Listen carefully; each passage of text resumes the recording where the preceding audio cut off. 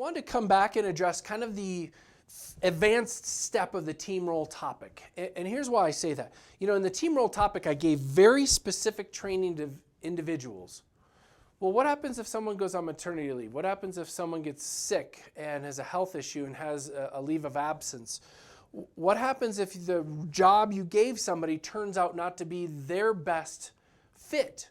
So I wanted to come back and have a more advanced topic on this very topic. And I want to first start it from the low level. You know, if I think about the morning huddle is all about the organizational structured meeting of the day to make the day go smooth.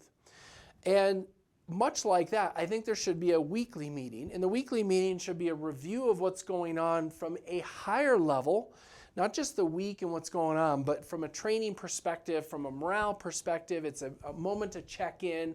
I believe in doing weekly meetings personally. And I think in that weekly meeting, what you can do there is take the temperature of, are the roles that we just gave people working? As an illustration, maybe one person got pigeonholed, if I use that word, to this job, this responsibility, but turns out they suck at it and hate it. But they're a great person. You know, the old metaphor of first I want to know if you deserve to be on the bus, and then I want to know if you're in the right seat on the bus. Maybe this person deserves to be on the bus, but this just isn't the right seat. How can we address that? Or more importantly, how can we cross-train? So that doesn't mean that we don't change the responsibility, but how can we cross-train so that if we have someone who has a leave of absence, the job doesn't get dropped because they're gone. Somebody else needs to know how to do it.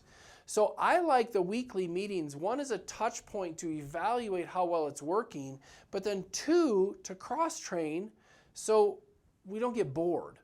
You know, one of the challenges with team roles is if we make them too narrow, people tend to get bored in the same thing and maybe not enjoy it and lose a little bit of their excitement for the job.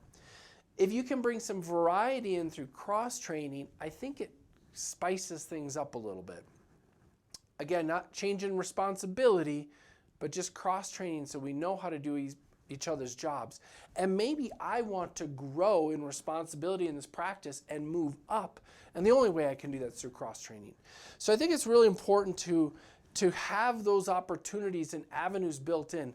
And I believe that a weekly meeting or a monthly meeting, I wouldn't go any less frequent than a month for sure, but something to where there's a longer meeting where we can sit down and address these issues and then have one highlighted thing that we're going to cross-train other people on.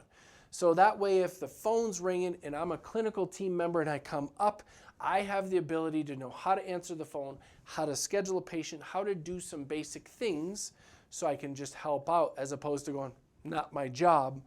You told me my team role's over here. Because I think if we do that, we create a different morale problem.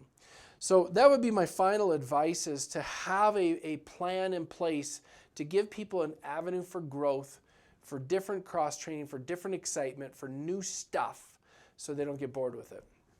Hope you found this to be really helpful, and thanks for taking the time to watch it.